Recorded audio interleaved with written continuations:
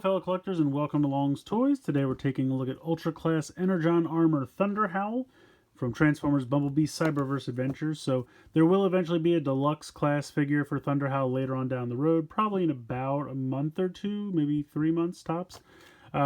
He's the last one in the Build-A-Figure line for McAdams, so he will eventually be getting the deluxe class treatment, but in the meantime, we have this ultra class to take a look at. So you have the standard ultra class packaging here. I think it's kind of funny that this cape piece is kind of packaged like above him, kind of floating off of his shoulders, and it's packaged that way. I'm trying to push it down. It's not like someone just played with it. But if we take a look on the back, you have the robot mode, which actually looks pretty cool. Then you have this kind of wolf mode. I'm thinking it's a wolf mode. I feel like the head's a little off, but I think it's a wolf. He's got a cape for a wolf, which is kind of interesting. Function, Knight of the Primes, so there you go. Looks like a pretty cool figure, and obviously has the Energon armor that flips out. So I'm going to go ahead, get him out of the packaging here, and we'll take a closer look. So here he is out of the packaging. He actually looks pretty cool, and he's got a fair amount of paint applications.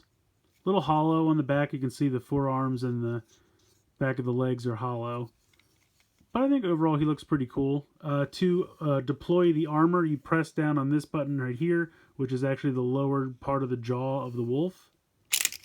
So you can see that flips around. I mean, that looks kind of neat. I wish it hooked in place, though, because it really just hangs. So that's kind of a bummer. But overall, let me tilt this up a little bit so we can get closer here. I like the little Autobot symbol molded in there. I think the head looks pretty cool.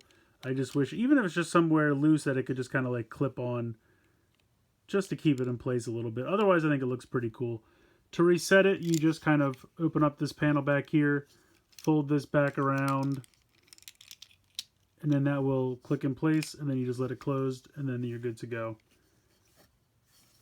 Getting in a little bit closer here so we can take a look at the head sculpt. I think it looks pretty cool. I kind of wish the eyes were painted like a blue color or something.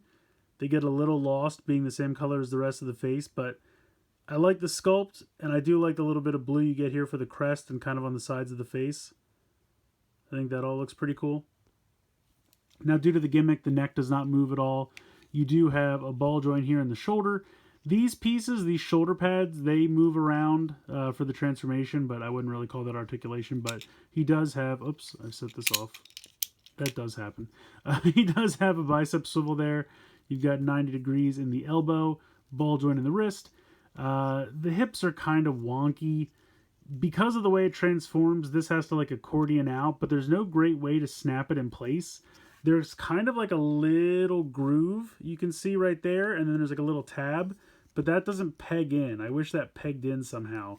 So just, I guess, be used to that being another point of articulation for the knee. But there is a ball joint at the proper hip. I just called that the knee. It's obviously the hip. But there's a ball joint at the proper hip. There's a thigh swivel. There is a nice 90-degree knee.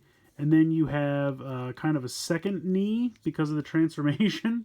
And then you actually have some ankle tilt as well, which is kind of cool. So if you take a look at this, I guess it's a ball joint. Is it? Yeah, it is. I didn't realize that at first. So it's kind of a ball joint in the ankle there, which is kind of cool. Now, he does have this skirt piece, which I feel like gets in the way because you can see it kind of like knocks into the back of the leg. But you need that later for the transformation, and we'll get there. But overall, I think he looks good as a figure. And like I said, they've really stepped up the amount of articulation for their Ultras. I'm really kind of impressed with that. So as far as articulation goes and color scheme and paint, I think he looks good. I can't get used to these hips. You just kind of have to get used to there being like 3 points of articulation in the hip on each side, and that doesn't make sense. But I mean, you can get him to stand. He's not going to fall over. So yeah, overall, I think he looks good. So let's get into his accessories. He's got this tail piece, and then he's got this sword piece, and you can actually plug the sword in here. And that's mostly for when you're transforming him into the wolf. This kind of just all becomes his tail. But they show you to peg this in on the side of his leg. So it's almost kind of like a scabbard for his sword. So you can kind of put that there on the side, and then you can pull the sword out of it and peg that in. Now they also have the top part of the wolf head, which they tell you to peg in as like part of the hilt of the sword, which you can, but I think that's kind of weird. I just like to go ahead and plug this onto the chest. So you can peg that right in there. I think that looks better. You have the nice wolf head. The yellow eyes look good. The Autobot symbol on the chest looks fantastic. So I much prefer to just leave that on the chest, but you can peg it in. You can see that there's a big peg hole right there on the side of the sword. So you can pop it off the chest anytime and peg it back in there. And then you have this cape piece. You can see there's two big cylindrical tabs or pegs, and they're just going to peg in right here and here. Now this, they don't go down as far as you would expect, or at least I kind of expected them to. They just kind of stop about there. I feel like they're just a little too high, especially you can see like this big gap on the side here. I get it, and it's not a huge problem, but I kind of just wanted it to sit flush with the shoulder pads. But yeah, he's got a little cape. So if you like the look of that, he's got a cape. And I mean, I think it looks cool. Don't get me wrong. I just wish it went down a little bit further. But I like the sword. I like the cape. And like I said, overall, I really do like the robot mode. Now, obviously, if you want to deploy the armor again, you have to take the cape off. And you can still just press down on the head. Oh, actually, you can't. So apparently, if you want the armor, you have to take this off. Here, let's see what happens if I peg this back on now. I just assumed you'd still be able to push that lower jaw down, but the wolf head covers it. Yeah, it's not as successful, as you can see. So yeah, if you want to use the armor, I guess you take the wolf head off and then attach it to the sword. Interesting. So you either have the wolf head on the chest, sword, cape, or no cape, wolf head on the sword, armor. So I guess he's got two distinct robot modes. That's kind of neat. Alright, so I've gone ahead and put the armor back in the back, and I've attached the wolf head, because obviously that's a big part of the wolf mode, as you could imagine. So the first thing we're going to do, you can rotate these panels forward like that, and then you can rotate the ball joints just to rotate those claws forward, and then that's going to kind of hang out in this area here. You can go ahead and lift up the wolf head like so. So you've pretty much got the entire front of the wolf. Now, the mouth doesn't really open or close all that much, so that's a bit of a bummer, but I think because it's used for the gimmick to hit this button down here, which is what makes the armor pop out, it is what it is. Now at this point, you're going to want to lift this up and pull those hips all the way out like so.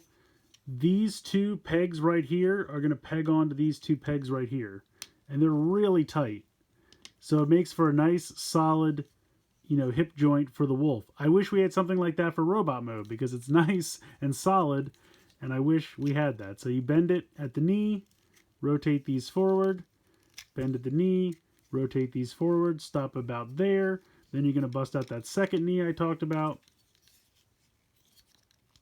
So bring this to about here, pop this out, and you can see his back legs are much larger than his front legs, but what are you going to do? At this point, you're going to take the tail piece, put the sword back in there, and then this little nub right here is going to pop in right there. So we will, I swear it goes on there. Come on now. Come on now. All right. There it goes. Now you just have to position the legs how you see fit. Bring the tail down. It's kind of weird because of how tall his back legs are. You'd almost want to like straighten out the, I don't know. It's weird. His proportions are a little strange. If you want to put the cape back on, you can. You can leave it off. It's, you know, it's up to you, but you literally just put it on the same way you would for robot mode. So peg that in there and there. And there you go. You have a wolf with a cape. So ultimately, the wolf mode's not bad. It's just the fact that you have so much going on in the back of the leg here, and then you have these little arms it's just hard to kind of get him in a stance that makes sense. I'm trying to think if, I guess you could bend these a little bit like this, but see, the problem is with the knees, they're basically either 90 degrees or straight. Like there's no halfway bend. I mean, you can try it, but they don't like to stay because of how tight they are. So you can get something like a little bit more like that, which gives you kind of a little bit better orientation. But overall, I think it's neat. I love the fact that they gave so much articulation in the legs. The ball joints and the ankle is particularly cool. You get the tail can move around a little bit. You know, you've got decent articulation in the arms. The wolf head's not bad. So all in all, I think it's a pretty successful wolf mode. I'm sure the deluxe one will be a little bit more successful, but for an ultra class figure, I think they've done a pretty good job here. I think this is pretty fun. So at the end of the day, I think Thunderhowl's pretty cool. The only thing that I really don't like is the way that those hips don't lock into place in robot mode. It's the only part of the toy that I don't really care for. Otherwise, he's kind of fun. He's a, little knight with a cape and a sword, and he turns into a wolf. I even put this thing in his hand just to show off that you can hold it like that if you want. Obviously, you can still peg it on the hip as like a scabbard if you'd rather, but you could also just kind of use it as some kind of melee weapon like that, which is kind of neat. So overall, I kind of think he's worth your time. I'm really impressed with how they've stepped it up with the Ultra Class figures. The articulation, the paint applications, the transformations are all a lot better than they used to be.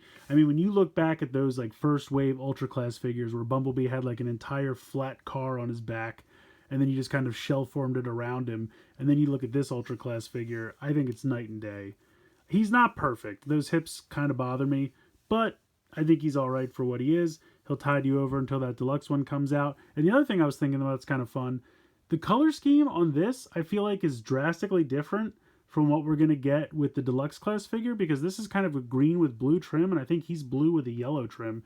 So you could almost pretend they're two different characters. Maybe they're two different knights. It almost reminds me of those two jets from Prime, and I cannot remember their names, but one was blue and one was green. So it's definitely giving me nostalgia for those. So I just think it's kind of neat. You could actually get both of these and use them as two different characters if you wanted to, because I feel like the color schemes are different enough. And I don't think the deluxe one is going to come with the cape. So again, different enough that if you wanted to kind of headcanon them into being two different characters, you could. But I think this is fun. I think it's worth picking up. You also have the Energon armor gimmick, which I don't love and I don't particularly need, but it is kind of neat. It works for some of these. So I think it's all right. But yeah, I think this guy's worth checking out, and then I'll have to do a comparison later on when the deluxe figure comes out in a couple months. But in the meantime, if you want some, Wolf Knight fun, definitely give this guy a pickup. I found him at Target. I think that's where most people are finding him at this point. Probably show up on Amazon eventually. I don't think Walmart carries this size class for Cyberverse. Their Cyberverse offerings are very hit or miss. But I would definitely check Target if you're looking for this guy. But I think he's fun. Let me know what you guys think in the comments below. Please like, share, and subscribe. Hope you enjoyed the video. And as always, thanks so much for watching.